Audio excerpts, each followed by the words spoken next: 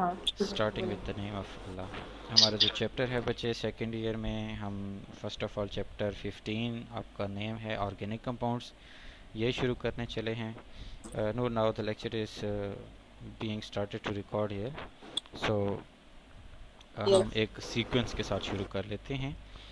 ये मेरे सामने वाइट बोर्ड है और यहाँ पे मैं अब आपको सारा ऑर्गेनिक कंपाउंड्स का जो बेसिक स्ट्रक्चर है या बेसिक थीमेटिक उसका जो स्टार्ट है वो मैं आपको बता देता हूँ, ठीक है। तो आपको पता होना चाहिए कि जो ओके सर। ऑर्गेनिक कंपाउंड्स होते हैं ना, ऑर्गेनिक कंपाउंड्स बेसिकली हम्म। दो तरह के होते हैं। मतलब सॉरी, ओवरऑल जो कंपाउंड्स होते हैं ना, हम्म। कंपाउंड्स इनकी टू टाइप्स होती हैं। First one is the organic. Sir आपने अभी ये बोला है कि ये जो ऑर्गेनिक कंपाउंड्स होते हैं ये दो तरह के होते हैं। अब इससे आगे आपने जो बोला है वो मुझे कुछ भी समझ नहीं आया। मैंने कहा है बच्चे के कंपाउंड्स बेसिकली दो टाइप के होते हैं, ऑर्गेनिक नहीं। उसको मैंने रिकरेक्ट किया है कि कंपाउंड्स हैं वो दो टाइप्स के होते हैं। First one is the organic and second one is the inorganic, right. Sir बहुत ज़्यादा खराब अब आवाज़ आ रही है, या मैं ज़रा अल्लाह। आपको थोड़ी बहुत सुना भी दूँ। ओके, मैं प्लेस चेंज तो की है। वो नहीं तो फिर मैं आप एक दो दिन देखें इसको, नहीं तो फिर मैं चेंज करवा लूँगा, पीटीसीएल का पैकेज ही लगवा लूँगा, ठीक है, अगर ये चल जाती है तो बच्चे। सर ये मैंने अपना छोटा फ़ोन तो खोला हुआ है ना, मैं जब आवाज़ ख़राब हुई हो तो मैं एटलीस्ट आपको ना सुना दूँगी ताकि आपको अंदाज़ा हो जाए कि ये किस किस्म की आवाज़ आ रही है। तो ये पोटेंशियली किसका मसला हो सकता है, या इंटरनेट का हो सकता इंटरनेट है, या की क्या स्पीड का मसला ही है। इशू है बच्चे, इंटरनेट स्पीड का ही इशू है हमारे पास, सर ठीक है। अभी मुझे बिल्कुल सही आवाज़ आ रही अच्छा है। अभी आप चलें, बोले compounds organic compounds two types के हो ऑर्गेनिक होते सकते हैं, हैं, ऑर्गेनिक हो इनऑर्गेनिक। सकते हैं और इनऑर्गेनिक हो सकते हैं, ठीक है। अब ऑलराइट। ये जो क्लासिफिकेशन है ना एक तरह की, कि टू क्लासेस में हमने, यानी कि अगर मैं बात करूं तो क्लासेस जो हैं ये कंपाउंड्स की ही क्लासेस हैं, जिसमें एक इनऑर्गेनिक है और दूसरी ऑर्गेनिक इन नेचर है, सही है। तो ये हम्म। क्लासिफाई किया गया है कि कोई तो आखिर बुनियाद होगी ना, किसी तो वजह पे या किसी क्राइटेरिया को हमने बेस लाइन बना के फिर इनको डिवाइड किया होगा डिफरेंट सोर्सेज और उसकी बेस पर, मतलब डिफरेंट क्लासेस के अंदर। तो सबसे जो पहला सोर्स है वो हम कहते हैं कि इनका जो सोर्स ऑफ बीइंग ऑब्टेन और सोर्स ऑफ द प्रिपरेशन जो होगा ऑर्गेनिक का और इनऑर्गेनिक का, सबसे पहले हम इस पे देखते हैं। यानी इन अदर वर्ड अगर मैं सिंपल वर्ड्स में बोलूँ तो सबसे पहले इसकी तैयारी जो है वो सोर्स बेस्ड होती है, बात याद रहेगी। यानी इनकी क्लासिफिकेशन हम सोर्स सर बेस करते ये हैं। मुझे फिर आप ना अभी आपने बोला कि सोर्स बेसिस की क्लासिफिकेशन होगी। क्लासिफिकेशन होगी, यस, ये बात मैंने की है, ठीक है। अब ओके। उसमें जो ऐसे कंपाउंड जिनका ओरिजिन जो है वो मिनरल्स होती हैं, मिनरल्स का पता है ना, जी मिनरल्स सर। बेसिकली जो है ना वो आपकी माइनिंग से ऑब्टेन होने वाली साल्ट्स, मार्बल या इस तरह की चीज़ों से जो चीज़ें ऑब्टेन हो रही होती हैं वो मिनरल्स कंसीडर की जाती हैं, राइट। तो दूसरे जो है ना ऑर्गेनिक नेचर, ये इनके नज़रियात ये थे साइंटिस्ट के कि ये वेजिटेबल्स, ठीक है, एनिमल्स, वेजिटेबल्स मीन के प्लांट्स या एनिमल प्लांट्स से ही ऑब्टेन्ड होते हैं, उनको हम क्या कहते हैं, organic in nature, right. So overall we have the two sorts of the compounds. The one is organic one and second one is inorganic in nature, right? Inorganic. And these compounds has been classified on the basis of their source from which they are obtained. So the inorganic ones are obtained from the minerals, while on the other hand the organic ones are being obtained from the animals, plants or the vegetables. Is that clear to all of you? मतलब ये सारी lines और ये इसमें कोई ऐसी चीज़ जिसमें कोई थोड़ा सा भी इबहम हो आपको? नहीं सर, क्लियर है। अच्छा ठीक हो गया। अब यहाँ पे एक कंपाउंड ऑर्गेनिक की अगर मैं एग्जांपल देता हूँ, क्योंकि ज़ाहिर है हम कोई एक आध एग्जांपल भी कोट करेंगे इन कंपाउंड्स की। तो ऑर्गेनिक का एक कंपाउंड है जिसको डबल ए भी कहते हैं, या ए और एसीटिक एसिड, इसको ए को मिटा दें आप, छोड़ें। तो एसिटिक एसिड डबल ए से कह रहे होते हैं। एसिटिक एसिड एक बेसिकली सिंपल सा एसिड है ऑर्गेनिक क्लास ऑफ कंपाउंड्स के अंदर। इसका कॉमन नाम आपने घरों में सुना होगा वेनिजर, जो सिरका आप यूज़ करते होते हो, ठीक है, सॉरी। यस। तो ये जो वेनिजर होता है इसका केमिकल फार्मूला जो होता है वो क्या होता है, इसको हम एसिडिक एस्टिक एसिड कह रहे होते हैं। सही है। और ये जो एस्टिक एसिड होता है ये कहाँ से ऑब्टेन्ड होता है, ये फ्रॉम वाइन से, जो आपके मशहूर ज़माना हॉलीवुड सीरीज़ हैं सारे के सारे, वो ये चीज़ें देख रहे होते हैं और खा पी भी रहे होते हैं खैर से। अच्छा, दूसरा केस जो है इसी में ही एक और क्लास ऑफ कंपाउंड आ जाती है, that is the tartaric acid. सही है। यस। Tartaric acid. तो एक एसिड आपका टार्टेरिक एसिड है, दूसरा एस्टिक एसिड है, राइट। मैं इसको अगर कलर से मार्कअप करूं तो एक ये एस्टिक एसिड जिसको वेनिजर भी कहते हैं और ये रेड वाइन से ऑब्टेन होता है। सही हो गया। और दूसरा है आपके पास टार्टेरिक एसिड। और टार्टेरिक एसिड जो है ये आपको जो है ग्रेप्स से जो है हासिल होता है, जो आम तौर पर उर्फ़ आम में जो ये माशाल्लाह से पोइट हजरात अक्सर मैखाने में जो बातें कर रहे होते हैं वो यही वाली कॉमन शराब होती है जो पी जाने के लिए कंसीडर की जाती है, और फिर इसको ड्रिंकिंग पर्पस से अवॉइड करने के लिए इसके अंदर मेथनॉल की आमेज़श भी की जाती है। तो वो एक अलग चैप्टर सा खुल जाता है कि आगे इनके साथ क्या डीलिंग्स होती हैं। कॉमनली अगर हम देखते हैं तो एक आपके पास घरों में जो सुन्नत नबी में भी है कि आप इसको यूज़ कर सकते हैं, that is the vinegar, the acetic acid जो कि वाइन से ऑब्टेन होता है, दूसरा है टार्टेरिक एसिड जो कि ग्रेप्स से जो है ऑब्टेन किया जाता है। सही हो गया। तो ये दो सोर्सेज सर हम। वाइन से विनेगर ऑब्टेन किया जाता है? जी वाइन से विनेगर ऑब्टेन किया जाता है?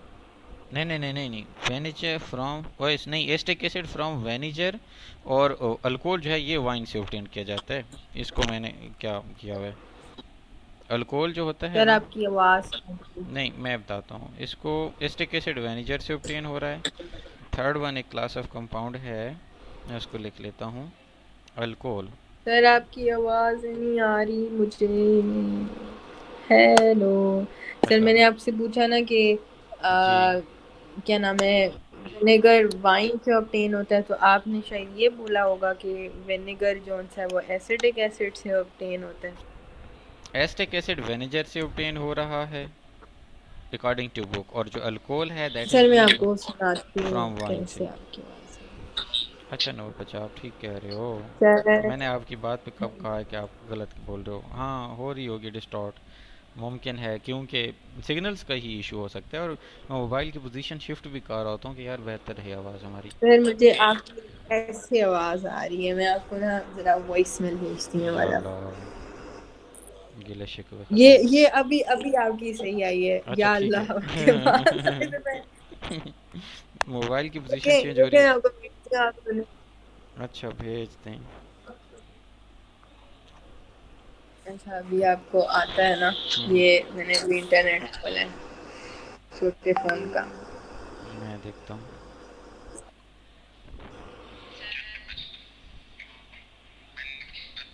ओप्स ये तो बहुत बुरे वाली थी यार।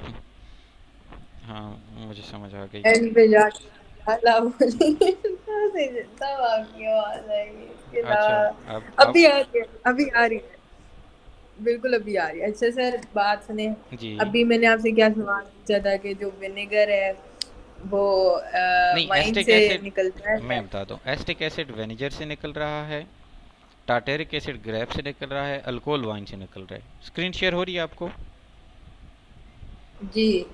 स्क्रीन में ये अल्कोहल की बारी मैंने बताई ये वाइन से है, ठीक है। हम्म। जो टार्टेरिक एसिड है वो ग्रेप से है, एस्टिक एसिड जो है वो वेनिजर से है। सही हो गया। ओके। अच्छा इसके बाद जो हम ऑर्गेनिक केमिस्ट्री को हमने ऊपर। वाइन नहीं बनाएगा? जी एसिडिक एसिड वाइन नहीं बनाता? हाँ वेनिजर से, नहीं नहीं नहीं वाइन नहीं, ये वाला क्रॉस किया मैंने इसको, ये ठीक किया जो था। ओके। नेक्स्ट क्या आ जाता अब हमने ये बात एक ऊपर की है, अगर हम थोड़ा सा ऊपर चलते हैं तो हमने ये कहा, ये जो मैंने सारी कहानी लिखी ये वाली, that is purely for the organic in nature, जो कंपाउंड्स होते हैं उनकी बातें की हैं हमने। ये एनिमल से ऑब्टेन होती हैं, ये प्लांट से ऑब्टेन होते हैं, और फिर इनकी एग्जांपल्स फ़लाँ फ़लाँ हैं। तो ऑर्गेनिक केमिस्ट्री को अगर हम डिटेल्ड डिस्कस करें तो ऑर्गेनिक केमिस्ट्री जो है बेसिकली हमने कहा कि ये कंसर्न किसके साथ होती है, लिविंग मटेरियल के साथ, और जो ज़िंदगी के किसी न किसी दौर में ज़िंदा थे। मतलब अगर वो आज डेड हालत में पाए जाते हैं नो मैटर, लेकिन लाइफ किसी न किसी टाइम उस चीज़ के अंदर एग्जिस्ट करती थी, तो वहाँ से हम जो है क्या करेंगे, ऑब्टेन करेंगे क्या चीज़ भला, ये ऑर्गेनिक कंपाउंड्स। ओके, अब फॉसिल्स। हाँ, फॉसिल्स अब कह सकते हैं, बिल्कुल बिल्कुल ये बात सही है। या फिर आप दूसरे लफ्ज़ों में देखें, क्रूड ऑयल जो होता है वो कैसे आता है, हम अगर उसकी केमिस्ट्री और डिटेल्स के अंदर जाएं, वो आगे आपके अंदर आएगा भी सही इसी चैप्टर के अंदर ही। तो बेसिकली क्रूड ऑयल कहाँ से आता है यार, ये किसी दौर में अल्लाह का अजाब आया होगा, ज़मीनें उल्टी होंगी, तो वहाँ से बहुत सारे प्लांट्स जो हैं वो ज़ेर ज़मीन दब बहुत चुके ज्यादा। होंगे, तो वो फिर उनकी बरिंग के बाद बैक्टीरियल एक्शंस और high pressure of the earth surface आप कहें, उन चीज़ों की वजह से वो यानी कि एक तरह से डिग्रेड होना शुरू हो गए, और एट द एंड क्या हुआ कि उसने ऑयल की फॉर्म या लिक्विडरी फॉर्म अख्तियार करना शुरू कर ली, जिसको हम विड्रॉ करते हैं ज़मीन से जब, तो वो मतलब एक्सट्रैक्ट करते हुए हमें लिक्विड या क्रूड ऑयल की शक्ल में गंदा सा ऑयल नज़र आता है, फिर हम उसको प्योरीफाई करते हैं by the different sort of the मतलब सेपरेशन टेक्निक्स। सही हो गया, और वो फिर एक अलग सी केमिस्ट्री आ जाती है। तो आपको ये पता लग गया कि हर वो चीज़ ऑर्गेनिक कंपाउंड के अंदर लोगों का बिलीव ये था शुरू शुरू में कि वो चीज़ें हैं जो जो कहाँ से ऑब्टेन होती हैं, जो कि लिविंग ऑर्गेनिज्म से होती हैं, और इनऑर्गेनिक कौन सी हैं, जो कि नॉन लिविंग से होती हैं। ठीक है। Yes sir. अच्छा, इसके बाद क्या होता है, एक मिनट। अब वो कहता है कि जो माइक्रोस्कोपिक ऑर्गेनिजम्स समुंदर के अंदर एग्जिस्ट करते थे या रहते होते हैं, वो क्या करते हैं कि वो सोर्स होते हैं एक तरह से ऑर्गेनिक कंपाउंड्स का। ठीक हो गया। जैसे मैं कहूँ कि कोल जो है वो कहाँ से होता है, प्लांट्स की डेडिंग की वजह से होता है जब वो ख़त्म हो जा रहे होते हैं। और इसी तरह ऑयल जो है वो हो सकता है कि कोई ना कोई माइक्रो ऑर्गेनिज्म सी के अंदर जो है वो डेड होते हैं, तो उससे ऑयल बन रहा होता है। ये मुख्तलिफ लोगों की राय हो सकती है इन चीज़ों के बारे में। ठीक है। तो अगर हम इसकी यानी ये आपने एक थ्योरेटिकली पढ़ लेना है, क्योंकि इंट्रोडक्टरी सा पोर्शन है, इंट्रोडक्शन ही हो रहा है और इतनी ज़्यादा डेप्थ नहीं है, लेकिन स्टिल आपको जो है ना आइडिया सा बस होना चाहिए कि ऑर्गेनिक कंपाउंड्स की ओवरऑल क्लासिफिकेशन कैसे स्टार्टअप होती है। आजकल क्या होता है कि ऑर्गेनिक केमिस्ट्री जो होती है ये किसको कहा जाता है, या आजकल की जो ब्रॉडर डेफिनेशन है ऑर्गेनिक केमिस्ट्री की, वो कहते हैं कि जिसके अंदर कार्बन हो, और या फिर क्या हो कि कार्बन के डेरिवेटिव्स हों, यानी कि कार्बन नेसेसरी एलिमेंट के तौर पर हो, लेकिन अदर कंपाउंड्स भी डिराइव कर रहा हो, तो उसमें हम उसको क्या कहते हैं, ये कार्बन या अदर डेरिवेटिव्स टाइप हों, तो उनको हम क्या कहेंगे, जो है वो ऑर्गेनिक कंपाउंड कहेंगे। और कार्बन उनका नेसेसरी एलिमेंट है, इसेंशियल है, कार्बन के बगैर किसी भी कंपाउंड को आप ऑर्गेनिक नहीं कंसीडर करेंगे, राइट। यानी इसकी chemistry purely carbon based element के पास है। सही है। लेकिन लेकिन इसके साथ कुछ ऐसे भी यानी कि आप कहेंगे कंपाउंड्स एग्जिस्ट कर रहे होते हैं नेचर के अंदर, which contain the carbon atom but they are merely inorganic in nature. आप कहें कि उनको ऑर्गेनिक कंसीडर नहीं कर सकते। इसका मतलब सिर्फ कार्बन का होना ही ऑर्गेनिक नहीं है, बल्कि कार्बन के साथ कुछ और एलिमेंट्स की भी एग्जिस्टेंस ज़रूरी हो जाती है फिर। तो कार्बन के साथ आम तौर पे कार्बन के साथ हाइड्रोजन हो जाती है। ठीक है। हाइड्रोजन के बाद ऑक्सीजन हो सकती है। ये तीन एलिमेंट्स, और ये ऑक्सीजन वेरी कर सकती है नाइट्रोजन की जगह पर, या ये सल्फर की जगह पर वेरी कर सकती है। ठीक है, ये किसी भी और जगह पे वेरी कर सकती है। तो ये बात करने का पर्पज़ क्या है बच्चा, कि ये जो आपके पास ऑर्गेनिक इन नेचर कंपाउंड्स होते हैं, ये एनिमल से ऑब्टेन होते हैं या प्लांट से ऑब्टेन होते हैं। और फिर हमने ये देखा कि ये जो होते हैं ना, ज़रूरी नहीं है कि ये सिर्फ कार्बन पर मुश्तमिल, बल्कि कार्बन डाइऑक्साइड जो है एक ऐसा एलिमेंट है जिसके अंदर कार्बन है, लेकिन उसके अंदर ऑक्सीजन भी है, लेकिन हाइड्रोजन ना होने की वजह से हम उसको जो है इनऑर्गेनिक कंसीडर करते हैं, उसको यानी ऑर्गेनिक कंसीडर नहीं कर रहे होते। तो इसी तरह कार्बन डाइऑक्साइड CO2 या हम्म, कार्बन मोनोऑक्साइड CO, ये दोनों ही ऐसे एलिमेंट्स हैं जो क्या होते हैं भाई, जो सॉरी ऐसे कंपाउंड्स होते हैं CO2। जो कि हम्म, मैं कहूँ कि कार्बन के अलावा ऑक्सीजन भी है लेकिन इसके अंदर हाइड्रोजन जो है नहीं है, तो इनको हम इनऑर्गेनिक कहेंगे। इनको क्या कहेंगे? इनऑर्गेनिक। हाँ, तो यही मैं आपको बता रहा था ना कि कार्बन नेसेसरी तो है ऑर्गेनिक होने के लिए, लेकिन ज़रूरी ये भी नहीं है कि हर एलिमेंट, हर ऐसा कंपाउंड जिसमें कार्बन है उसको हम ऑर्गेनिक कहें।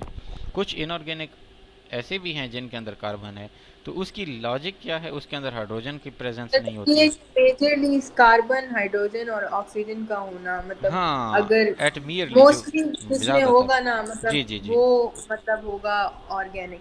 बिल्कुल ऐसा पर ही है। इनऑर्गेनिक में भी ऐसे हो सकता है, हाँ, हो मतलब सकता हो है। सकता अब इसके अलावा एक और कंपाउंड भी तो है ना, CS2, कार्बन डाइसल्फाइड। अब इसके अंदर सल्फर आ गया, कार्बन आ गया, बट द हाइड्रोजन जो है that is not present right in this compound, so we can not classify the CS2 या carbon disulphide in the organic category, right. इसी तरह अगर हम है। थोड़ा सा बाइकार्बोनेट की तरफ चलते हैं तो bicarbonate also contain the hydrogen.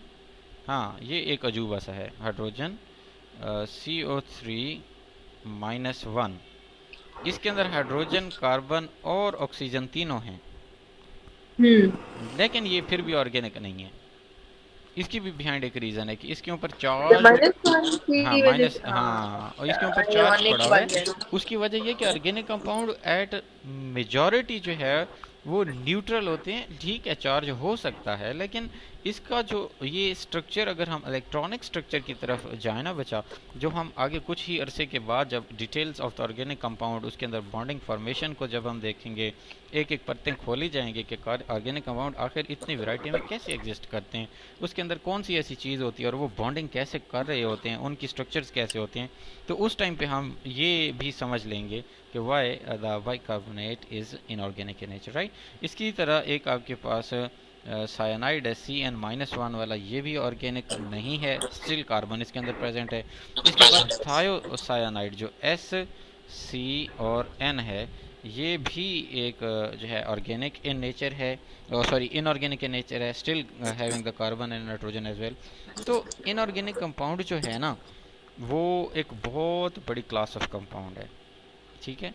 और अगर मैं कहूँ कि ऑर्गेनिक ज़्यादा हैं या इनऑर्गेनिक, तो ज़्यादा ऑर्गेनिक इन नेचर है, क्योंकि कार्बन जो है ना, अच्छा कार्बन की कुछ प्रॉपर्टी होती है, कार्बन अपने जैसे कार्बन एटम के साथ लिंक होते हुए एक बहुत बड़ी सी चेन बना देता है, और इस property of formation of the chain of the carbon atom is called as the catenation. और कैटिनेशन जो है वो हर कार्बन 4 बॉन्ड बना सकता है, और अगर आप देखें तो ये 4 बॉन्ड बना बना के एक अलग ही नेटवर्क सा क्रिएट कर देता है, जिसकी वजह से हम कहते हैं कि ये जो कार्बन है हमारा, ये एक वैरायटी ऑफ कंपाउंड या million of the compound variety बना रहा होता है। उसकी रीज़न भी क्या है कि वो कैटिनेशन की जो प्रॉपर्टी है उसको फॉलो कर रहा होता है, राइट।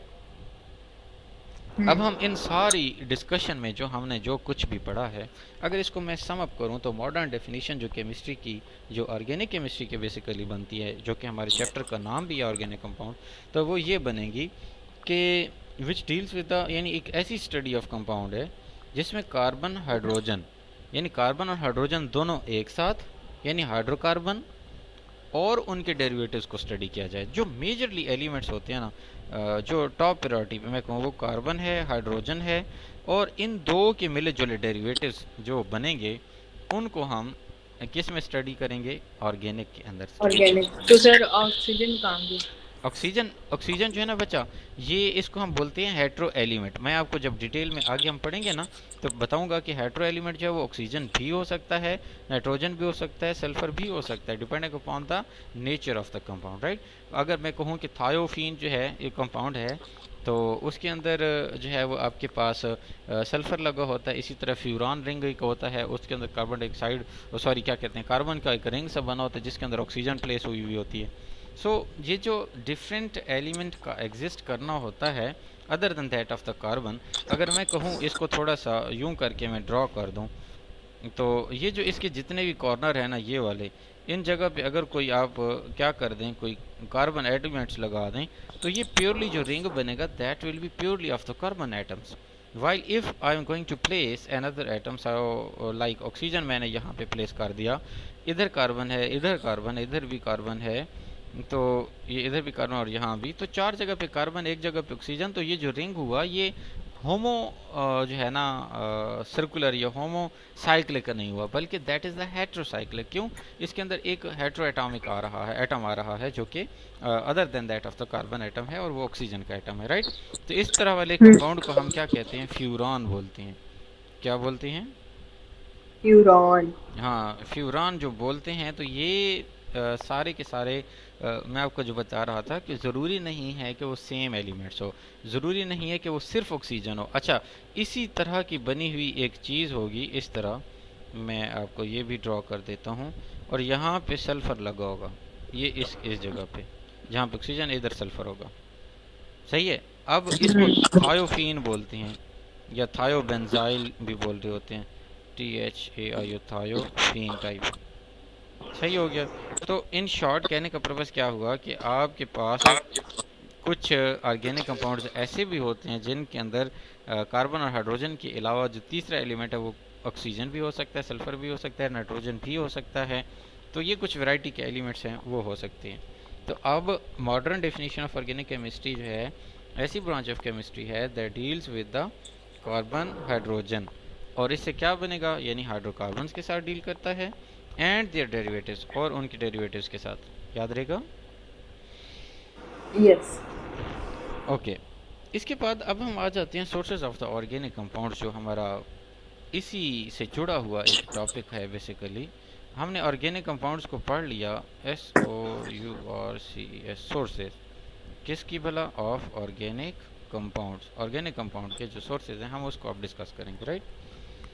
तो यस। ऑर्गेनिक कंपाउंड के जो सोर्सेज हैं उसके अंदर सबसे पहले फॉसिल रिमेन्स हैं। यस। फॉसिल का मतलब आपको भी पता है, और रिमेन्स का मतलब क्या होता है? जो चीज़ें बाकी बची। बची कुची होती हैं, जो प्लांट्स के, सॉरी एनिमल्स के जो स्केलेटन होते हैं, वो कहीं इकट्ठे होते होते और होते, हाँ, वो सिस्टम हो सकता है, कुछ भी हो सकता है। तो अब फॉसिल रिमेन्स जो हैं, the source of the income, उसकी उससे हमें जो चीज़ें हासिल होती हैं, इसकी फर्दर 3 क्लासिफिकेशंस हैं। एक को हम बोलते हैं कोल, यानी कि हम फॉसिल से या तो कोल हासिल कर सकते हैं, सही है। दूसरे नंबर पे क्या है? पेट्रोलियम।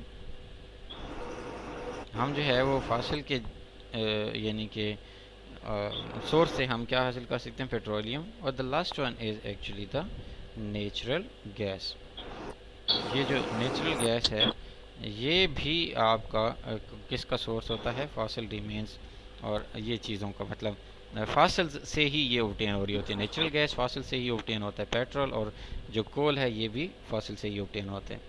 अब यहाँ पे उसने एक छोटी सी ना हिस्ट्री की चीज़ें लिख दी हैं, जो आप कहेंगे मेमोराइजेशन की चीज़ें लिख दी हैं।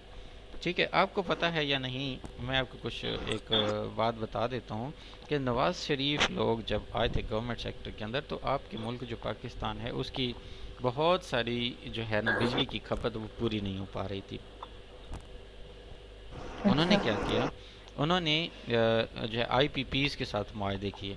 ठीक है, IPPs क्या हैं? ये बेसिकली एक इंटरनेशनल जो हैं कि बिजली की प्रोडक्शन के प्राइवेट इदारे हैं जो पाकिस्तान को बिजली बेच रहे थे। सेकेंडली उन्होंने क्या किया? सेकेंडली उन्होंने कोल पावर प्लांट लगाए एनर्जी के, जो कि चाइना ने अपने मुल्क से आलूदगी की वजह से, आलूदगी के डर की वजह से चाइना ने क्या किया कि अपने मुल्क से बेचे सस्ते दामों। पाकिस्तान वाहिद मुल्क था जिसने वो ख़रीद लिया, और पाकिस्तान ने फिर लगाए कहाँ? पाकिस्तान ने वो सिटीज़ में इन्वेस्ट नहीं की, बल्कि एट मेजॉरिटी उन्होंने कहाँ पे किया?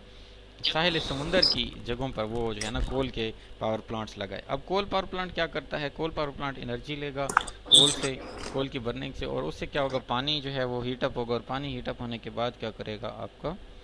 यानी भाप की शक्ल में, स्टीम की फॉर्म में चला जाएगा, और वो टरबाइन को रोटेट आउट करवाएगा। सही है। तो क्या मतलब हुआ कि कोल हम अपनी डेली लाइफ में बहुत यूज़ कर रहे होते हैं एनर्जी सेक्टर के अंदर। तो कोल क्या कहता है? जब कोल की हम बात करते हैं तो आपको पता ही है कि ये कोल जो है ये इसकी क्वालिटीज़ भी होती हैं। अब depending upon the purification of the coal under the earth surface, यानी उस पे कितना प्रेशर बना, कितनी जो है वो कोल के नीचे जो है वो खुदाई जब की गई तो उसकी जो है ना कितनी स्टिल जो है मैं कहूँ कि अभी लाइफ बाकी थी in the form of plants. ऊपर से हो सकता है, मुमकिन है कि उसकी जो है वो चीज़ें जल चुकी हों, उसकी बार्क वगैरह, लेकिन इंटीरियर जो इनर वुड हो सकते हैं वो हो सकता है अभी भी अलाई हो सकता है वो बिल्कुल ब्लैक के अंदर कन्वर्ट हो चुका हो, और फिर जो ब्लैक के अंदर कन्वर्ट होता है वो फर्दर प्योरीफाई होते होते एंथ्रासाइट तक इम्पोर्टेंट से मतलब उसके इम्पोर्टेंट कोल की फॉर्म है तो वहाँ तक चले जाते हैं। तो क्या मतलब हुआ इस सारी स्टोरी का कि मेजर जो कोल सोर्सेज हैं ना वो ऑर्गेनिक में एक कोल है उसका, और ये जो जो कोल होता है ये जब जलाया जाए तो इससे क्या चीज़ बनती है, तो एक कोक बनता है और दूसरा जो है वो कोल तार बनता है। क्या मतलब होता है कोक का? सर एक क्या बनता है, कोक? मैं बताता हूँ, ये जो कोल है ना इसको जब हम वो करते हैं ना बर्न आउट, पर तो एक बनता है कोक। सर स्पेलिंग बताएं। COK E। अच्छा। ये जो कोका कोला वाले होता है वही कोक है यहाँ पे। इसके बाद है यार वो कोका थोड़ा सा कोला वाला वो कोक? वो दूसरा सी नहीं नहीं, वैसे स्पेल के वास्ते बता रहा हूँ, डजेंट मीन कि वो उसमें डला होता है, हद हो गई है यार। अच्छा चलो। ठीक है। हाँ अब आप कोल थोड़े ही पी रहे हैं यार, इतने भी बस यहूद बेईमान नहीं है जितना हमने बनाया हुआ है उन लोगों को, हैं तो सही लेकिन वो अपने मामलात में ठीक हैं। अच्छा। हाँ नहीं तो हम पहले नंबर पे होते ना। अच्छा दूसरा जो है ये चीज़ जो बनाता है उसको हम बोलते हैं कोल तार। क्या कहते हैं? यस। कोल। कोल तार। हाँ कोल तार कौन सी चीज़ होती है? कोल तार वो जिसको आप उर्फ आम में लुक बोलते हैं, that is a sticky material which is being heated at highest temperature as compare to that of the routine matter temperature. उससे फिर क्या होता है, ये रोड सड़कें बनाई जाती हैं, प्रेशराइज किया जाता है उसके चैम्बर्स को, और फिर वो लुक गिराई जाती है किसके ऊपर, ये जो आपकी क्या कहें स्टोन्स पड़े होते हैं रोड पे, फिर उनको प्रेस किया जाता है ताकि वो अच्छी स्टिकिंग हो जाए, ताकि अच्छे से रोड्स बन जाएं आपके कारपेट रोड। तो ये कोल तार उस लिक्विड मटेरियल को, बिल्कुल डार्क ब्लैकिश कलर का लिक्विड होता है वो वाला होता है कोल तार, याद रहेगा। यस। अच्छा तो कोल जो है एक पहला फॉसिल फ्यूल है जो सोर्स मेजरली ऑर्गेनिक से होता है, और ये कोल तार और कोक दो चीज़ें जनरेट कर रहा होता है। सही हो गया है। ऑन, हम्म। और ये दो कंडीशन में करता है। ये मतलब ये दो चीज़ें कब करेगा, जब इसकी पायरोलाइसिस होती है। अब पायरो पायरोलाइसिस। हाँ पायरोलाइसिस बेसिकली एक प्रोसेस है जिसके अंदर ब्रेक डाउन की जाती है ग्लूको उसकी कोक की, under the absence of air, मेरे ख्याल से अगर मैं भूल नहीं रहा हूँ तो जो पायरोलाइसिस होता है इसमें ऑक्सीजन भी नहीं देते, विदाउट ऑक्सीजन जब आप किसी चीज़ की बर्निंग करते हैं तो वो पायरोलाइसिस बोलते हैं, ठीक है। और दूसरा हो सकता विदाउट है ऑक्सीजन जब किसी हाँ, चीज की बने। या फिर डिस्ट्रक्टिव अच्छा। डेस्टिलेशन भी हो सकती है, यानी पायरोलाइसिस या डिस्ट्रक्टिव डेस्टिलेशन, अच्छा। तो डिस्टिलेशन, ओके। डिस्ट्रक्टिव डिस्टिलेशन के ज़रिए से भी, या पायरोलाइसिस, इस मेथडोलॉजी से आप क्या कर सकते हैं, मतलब अपना कोल की बर्निंग करवा सकते हैं। अच्छा यस। अब वो कहता है कि तकरीबन 200 साल पहले क्या हुआ था कि ये जो कोल तार था ना ये सबसे पहले ऑब्टेन हुआ था, यानी कोई एक साइंटिस्ट था उसने 200 ईयर्स एगो सबसे पहले उसने कोल तार डिस्कवर किया, ये ऑब्टेन किया किसी कंपाउंड से। दीज कोल तार products form starting material for the manufacturing of thousand of the aromatic compound. जो एरोमेटिक फ्रेगरेंसेज होती हैं आपने सुना हो शायद, फ्रेगरेंस के यस। ऊपर कहीं ना कहीं लिखा होता है एरोमेटिक लिखा होता है या अल्कोहलिक लिखा होता है, आप अगर पढ़े ना तो उसकी केमिस्ट्री के अंदर लिखा होता है अल्कोहलिक या एरोमेटिक। अल्कोहलिक फ्रेगरेंसेस जो हैं ये आप जुमा पे ऑफिशियली अलाउ नहीं करते हैं आपको मौलवी हजरात, बाकी मैं तो लगा लेता हूँ, कोई भी खुशबू होनी चाहिए।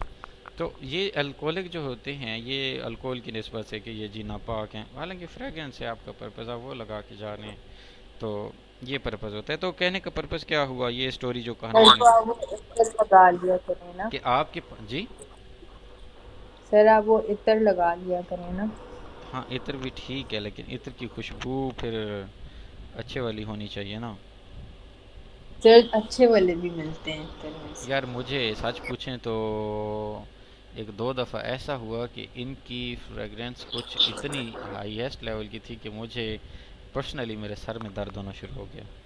तो मुझे फिर इनसे मैं भागना, और पे माइल्ड सी जो है ना फ्रेगरेंस अच्छी लगती है, थोड़ी सी मेच्योर सी लाइट सी, खैर अच्छी बात सर है। आप हम्म। सर पता नहीं मेरे चाचू कहीं से लेते हैं, वो बहुत ही लाइक अच्छे होते हैं वैसे। हाँ, मुझे बताइएगा फिर, मैं भी कहीं ना कहीं से ढूंढूंगा। यस सर, मैं पूछूंगी इनसे जब वो आए पिंडी। हाँ, ये नहीं कहना कि मैंने सर को बताना है, नहीं तो चाचू ने उधर ही। ब्रो ऐसे क्यों जज करेंगे, ऐसे नहीं जज करते नहीं हमारे करेंगे यहाँ। बच्चा, ठीक हो जाओ, पढ़ लो लिखो, पता नहीं क्यों करेंगे, मुझे ऐसे लग रहा है। सर नहीं करते आप, अच्छा। बहुत ज्यादा ना, हाँ, क्या वजह? मतलब क्या मैं कहूँ, सेंसिटिव हैं? काइंड ऑफ, मतलब आप बहुत ही ज्यादा ना इनडिसाइसिव हैं इस सेंस में। नूर, एक बात बताऊं बच्चा, जी। ये पूरी दुनिया ये लेक्चर सुन रही है इन लॉन्ग रन। क्या? सर नहीं सुन रही, Because सर I'm going नहीं to publish सुनेगी this पूरी दुनिया। playlist as well. सर आप प्राइवेट बनाए ना, मैंने आपको ओके। बोला भी है अच्छा, सर, ठीक है आप ठीक है पब्लिक ठीक है। ना बनाए। यार, वो भी आपने पता नहीं लेक्चर अपलोड कर दिया था, वो बेचारा कोई आएगा सुनने के लिए, वो नहीं कहेगा नहीं, यार इन्होंने तो अपनी बातें शुरू कर दी हैं। हाँ वो एंजॉय करेगा हमारी कंपनी को, हमारे ना होते हुए भी, हम ना होंगे कोई हम होगा, ये भी ठीक है वैसे। नीचे आया हुआ किसी दिन फेस रिवील कर दें प्लीज। हाँ। ऐसे चलें भी कुछ चलें लोग चलें कहते चलें, हैं, खैर कंटिन्यू एनीवे कर सर। लेते हैं, हाँ। तो कहने का पर्पस क्या हुआ कि जो आपकी मैन्युफैक्चरिंग जितनी भी चीज़ें हैं ना कोलतार, ये जब जब 200 साल कबल जब फर्स्ट टाइम ऑब्टेन हुई थी, तो उसके अंदर ज़रूरी नहीं था कि कोलतार ही सिर्फ था, बल्कि उसके अंदर some sort of the aromatic compounds were also classified that could be in used for the perfuming industry, आप कह सकते हैं ड्रग्स के लिए हो सकता है, या डाइज, या फोटोग्राफिक डेवलपमेंट, यानी बहुत सारे मल्टीपर्पजेस के लिए उसको यूज़ किया गया। ये था हमारा कोल। अब जो दूसरे वाला चीज़ है ना, petroleum, not the petrol, petroleum, LEUM। अब पेट्रोलियम जो है ये क्या सर, ये चीज समझ नहीं आया आपने क्या बोला है? मैंने आपको बताया बच्चे कि कोल का तो एंड हो गया ना, हमने पढ़ा, अब हम हम्म। पेट्रोलियम की तरफ, जो दूसरा फॉसिल रिमेन्स से ऑब्टेन होने वाला आपके पास ऑर्गेनिक कंपाउंड है, उसकी बात कर रहे हैं, ठीक है। अब जो कोल जो है वो आपको पता ही है ना कि वो हार्ड फॉर्म में होता है ना, वो अक्सर आपने देखा भी होगा कि लकड़ी जलाने के बाद जो कोयला सब बन जाता है उसी को कोल कह रहे हैं। लेकिन petroleum is actually the crude oil that is the blackish coloured liquid. अब अगर इसको हम पढ़ते हैं तो वो कह रहे हैं कि in some part of the world a black thick sticky liquid seeps out of the ground, यानी ज़मीन पर बाहर ऐसे बह रहा होता है जैसे यूं कहीं ज़मीन से निकल रहा होता है उबल उबल के, या बिल्कुल जैसे आप कहें कि स्लो फॉर्म के अंदर किसी चीज़ की इमर्जिंग होना, जैसे बुलबुले से बन के, या वैसे मार्शी प्लेसेस पे चूंकि हमारे पास CH4 मीथेन गैस भी होती है वहाँ पे, तो ये उसी एरिया के अंदर जो है ना पेट्रोलियम भी आपको मिल रहा होता है, क्योंकि वो मार्शी सी प्लेस होती है, वहीं से ये दोनों चीज़ें एक साथ ही निकल रही होती हैं। क्योंकि जब अंडर द ग्राउंड अगर आप देखें तो जो प्लांट्स होते हैं जब उनकी ब्रेक डाउन होते हैं तो वहाँ से क्रूड ऑयल बन रहा होता है, और उसी की ब्रेक डाउन के दौरान कुछ smaller sort of the organic compound भी ऑब्टेन होते हैं, जिससे मीथेन, नेचुरल गैस, जो हम आगे पढ़ेंगे भी सही, ये अगले ही पॉइंट के अंदर पड़ा हुआ है हमारा, तो ये चीज़ें बन रही होती हैं। तो this is called the petroleum और crude oil. Petroleum is a complex mixture of the hydrocarbon whose composition varies according to its place of occurrence. जैसे मतलब ये कम्प्लेक्स सा मिक्सचर है, जिस वैसे मैं आपको बताऊं कि आप कोई चीज़ कुक आउट करती हैं तो वो एक सिंगल चीज़ नहीं होती है, बल्कि उसके अंदर बहुत सारे इंग्रेडिएंट्स आप मिक्सअप करते हैं और फिर एक जाके चीज़ कोई तैयार होती है। तो इसी तरह जो नेचर ने इसको बनाया हुआ है ना पेट्रोलियम को, तो वो कोई एक चीज़ नहीं है, बल्कि उसके अंदर बहुत सारी चीज़ें और भी हैं, लेकिन आपको कलेक्टिवली जो फॉर्म मिल रही होती है वो ब्लैकिश और गाढ़ा स्टिकी टाइप होता है, राइट। उसको पेट्रोलियम करे, फिर उसको प्योरीफाई करती हैं, पेट्रोल अलग होता है, उसी को प्योरीफाई करते हैं तो डीजल भी अलग हासिल होता है आपको, उसी को प्योरीफाई कर रहे होते हैं तो उसके अलावा आपको मीथेन भी मिल सकती है, अदर अरोमेटिक कंपाउंड भी मिल सकते हैं। तो ये सारी चीज़ें कहाँ से आती है, ये पेट्रोलियम से आ रही होती हैं। और पेट्रोलियम जो है वो भी ज़ेर ज़मीन निकलता है, जस्ट लाइक अ ब्लैकिश क्रूड ऑयल की तरह का लिक्विड हो रहा होता है। क्लियर हो गया यहाँ तक? यस। अच्छा, अब हम आ जाते हैं इस नेचुरल गैस की तरफ। नेचुरल गैस क्या चीज़ है? ये बेसिकली एक मिक्सचर है नेचुरल गैस। क्या है ये? मिक्सचर। हाँ, और ये मिक्सचर किस चीज़ का है? ये कोई चीज़ होती है लो बॉइलिंग। लो बॉइलिंग लो का बॉइलिंग हाँ, का लो बॉइलिंग का मतलब ये होता है हाइड्रोकार्बन। हाँ। हाँ, लो बॉइलिंग का मतलब होता है जो छोटे से थोड़े से लो टेम्परेचर पर भी बॉईल करना शुरू कर दें। जैसे पेट्रोल का मैं बात करूँ, रूम टेम्परेचर पे भी उड़ना शुरू हो जाता है, तो बॉयल ही हो रहा है ना एक तरह से। और मज़ीद हीट करेंगे तो और जल्दी बॉयल होगा। लो बॉइलिंग इनका मिक्सचर होता है, यानी लो बॉइलिंग के अंदर एक मैं कहूँ जो जिनका एटॉमिक नंबर छोटा होता है, जैसे CH4 हो गया, C2H5 हो गया, और सॉरी H6 हो गया, ये मीथेन इथेन ये मीथेन है ऊपर वाली, ये ईथेन है, इसी तरह प्रोपेन है, ब्यूटेन है। तो ये जितने भी थोड़े कार्बन कंटेनिंग एलिमेंट्स हैं और कंपाउंड्स हैं आपके पास, ये सारे लो बॉइलिंग होते हैं। ठीक है, क्यों? क्योंकि इनका मॉलिक्यूल का साइज़ बड़ा नहीं होता, तो लंदन डिस्पर्जन फोर्सेस भी नहीं आती हैं। जब लंदन डिस्पर्जन फोर्सेस नहीं आती हैं तो मॉलिक्यूल एक दूसरे को पकड़ते नहीं हैं तो वो आराम से उड़ जाते हैं। सही है। यस। अच्छा, इसके बाद major portion of the natural gas is methane. अगर आप देखें तो मैंने आपको जो बताया कि मेजर पोर्शन ये वाली चीज़ है, इसको मीथेन बोलते हैं, जो मेजर पोर्शन है। और ये एक अंदाजे के मुताबिक तकरीबन कोई 85% जो है वो मीथेन जो है वो आपकी पाई जाती है। यानी कि तकरीबन एक जो आप थोड़ा सा पोर्शन लेंगे ना वहाँ से नेचुरल गैस को, तो उसमें तकरीबन 85% ऑफ दैट मीथेन जो है ना एग्जिस्टेंस उसकी होगी, मीथेन के मॉलिक्यूल एग्जिस्ट कर रहे होंगे। अदर गैसेस भी उसके अंदर हो सकते हैं, जैसे मैंने आपको बताया ये वाली भी हो सकती है ईथेन। छोटे छोटे जो है ना आपके पास क्या कहते हैं मतलब जिनका बॉइलिंग पॉइंट कम है या जिनके अंदर एटम्स की तादाद कम है, तो वो वाले होते हैं लो बॉइलिंग। और ये include ethane, propane, butane. Ethane जो है वो 2 कार्बन वाला अल्केन है, प्रोपेन 3 कार्बन वाला, और ब्यूटेन 4 कार्बन वाला। It is found by the decomposition of organic matter. तो ये ऑर्गेनिक मैटर जो होता है उसकी डिकम्पोजिशन, उसके ब्रेक डाउन से ये चीज़ प्रोड्यूस हो रही होती है, राइट। अच्छा, इन पाकिस्तान इस गैस के जो रिजर्वायर हैं वो सुई के अंदर बलूचिस्तान के मकाम में हैं, सिंध के अंदर और पंजाब के अंदर भी एग्जिस्ट करते हैं।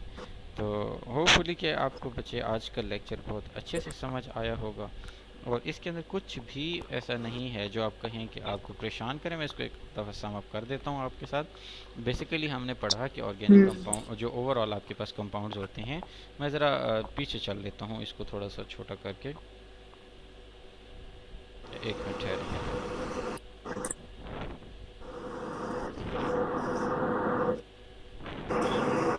बच्चे हमने जो शुरू शुरू में अगर देखा था ना, यस। तो यहाँ पे था आपके पास कंपाउंड्स, उनकी क्लासेस बनाई गई थी, राइट। जो एक क्लास थी वो थी ऑर्गेनिक क्लास, ठीक है। जो दूसरी थी दैट वाज द इनऑर्गेनिक। जो ऑर्गेनिक क्लास ऑफ कंपाउंड्स थी या इनऑर्गेनिक थी, इन दोनों का सोर्स बेस हमने इनको क्लासिफाई किया था। सही है। तो हमने देखा कि ये जो सोर्स ऑफ ऑर्गेनिक कंपाउंड्स था, ये वेजिटेबल फ्रूट हो सकते हैं या एनिमल और प्लांट्स हो सकते हैं, ठीक हो गया। जो इनऑर्गेनिक थे ये मिनरल से ऑब्टेन होते थे। फिर हमने कहा कि एस्टिक एसिड वेनिजर से ऑब्टेन होता है, टार्टेरिक एसिड ग्रेप से ऑब्टेन होता है, लास्ट में अल्कोहल जो है that is obtain from the wine. फिर हमने कहा कि ऑर्गेनिक कंपाउंड होते कौन से हैं, तो हमने देखा कि ऑर्गेनिक कंपाउंड हर उस तरह के सर कंपाउंड अभी को, आपकी हल्की सी आवाज कटी है। मैं बता देता हूँ दोबारा से। मैं कह रहा हूँ कि हमने ये देखा कि ऑर्गेनिक कंपाउंड्स जो हैं वो होते कौन से वाले हैं। तो ऑर्गेनिक कंपाउंड्स को पहले हमें समझना चाहिए, फिर हम देखें। एक तो हमने ये कहा कि ये एलिमेंट्स और प्लांट से एनिमल्स और प्लांट से ऑब्टेन्ड हो रहे होते हैं। दूसरा हमने कहा कि उनके अंदर जो एक निशानी है वो कार्बन होता है लाजमी तौर पर, और उसके अलावा कुछ और एलिमेंट्स भी हो सकते हैं। फिर हमने कहा कि कुछ एलिमेंट्स ऐसे, कुछ कंपाउंड ऐसे कार्बन भी, होता है और आपने बोला हाइड्रोजन होता है हाँ, ना। हाइड्रोजन यही होता है। बोला होगा। फिर हमने कहा कि जी। कुछ ऐसे भी कंपाउंड्स होते हैं जिनके अंदर कार्बन एग्जिस्ट करता है but they are not in the organic in nature, ठीक है। वो कार्बन तो एग्जिस्ट करता है लेकिन ऑर्गेनिक नहीं होता, क्योंकि उसके पास हाइड्रोजन नहीं होता, या उसकी अंदर जो है वो चीज़ें पूरी नहीं हो पा रही होती ऑर्गेनिक वाली। तो जैसे अब मैं कहूँ कि कार्बन डाइऑक्साइड है तो इसके अंदर ऑक्सीजन और कार्बन तो है लेकिन हाइड्रोजन नहीं है।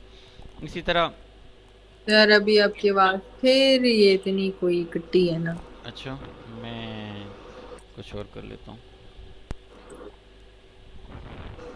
बस यही आई है कि मैं कुछ और कर लेता हूँ। अभी ठीक है, उसके बाद मैंने बोला ही नहीं है ना।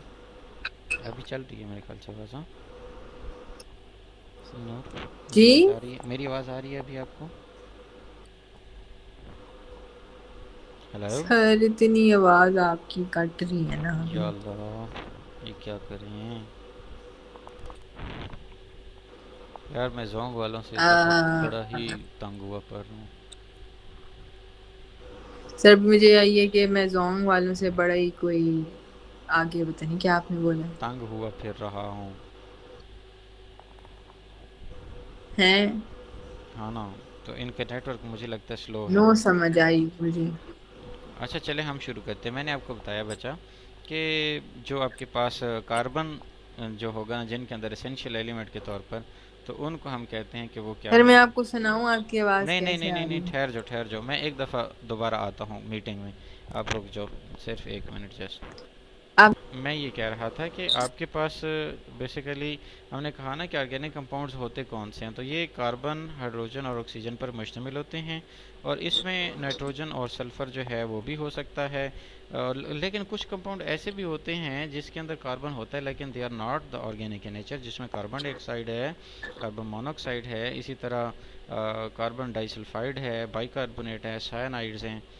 अच्छा, कार्बन की वैरायटी इतनी ज़्यादा क्यों है? तो कार्बन की एक प्रॉपर्टी है कैटिनेशन, जिसमें वो चेन बनाता है, बहुत सारी लंबी सी चेन, और उसकी वजह से ये जोड़ता जाता है अपने बहुत सारे पड़ोसी एलिमेंट्स के साथ।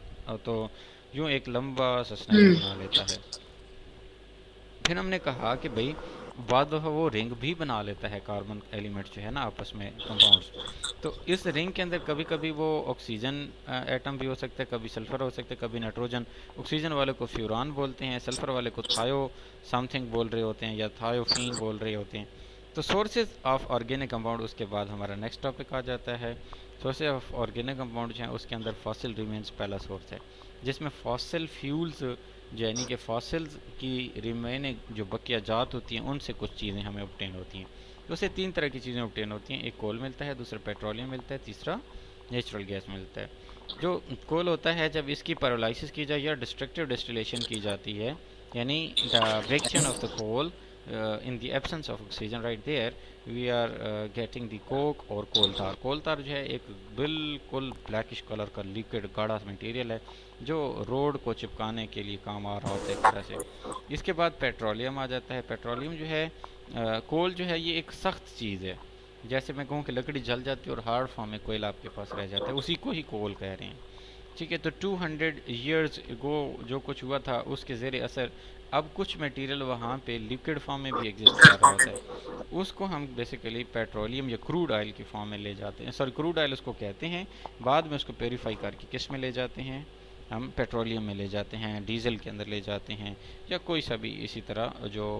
अब पेट्रोलियम बेसिकली क्या है, इसके अंदर लो बॉइलिंग, सॉरी, इसके ये पेट्रोलियम है ना, इसके अंदर भी जो बॉइलिंग पॉइंट होता है वो कम ही होता है ऑलमोस्ट। और फिर क्योंकि ये लिक्विड मतलब सॉलिड नहीं होता, तो लाजमी सी बात है इनकी फोर्सेस वीक हैं तो बॉइलिंग पॉइंट भी कम है। अच्छा, हम्म। लास्ट में अगर आप देखते हैं जो नेचुरल गैस है, तो नेचुरल गैस जो है ये गैशियस फॉर्म है, तो लाजमी सी बात है ये इंडिकेट कर रहा है कि इसके अंदर जो इंटरमॉलिक्यूलर फोर्सेस हैं वो सबसे वीक होंगी, तभी ये गैशियस स्टेट में है। तो गैशियस स्टेट में सबसे वीक फोर्सेस कैसे हो सकती हैं कि उनके अंदर वीकर से वीकर लदन डिस्पर्जन फोर्सेस हों। ठीक है, क्योंकि इसके अंदर आयन तो बनेगा ही नहीं ऑर्गेनिक कंपाउंड्स के अंदर ना।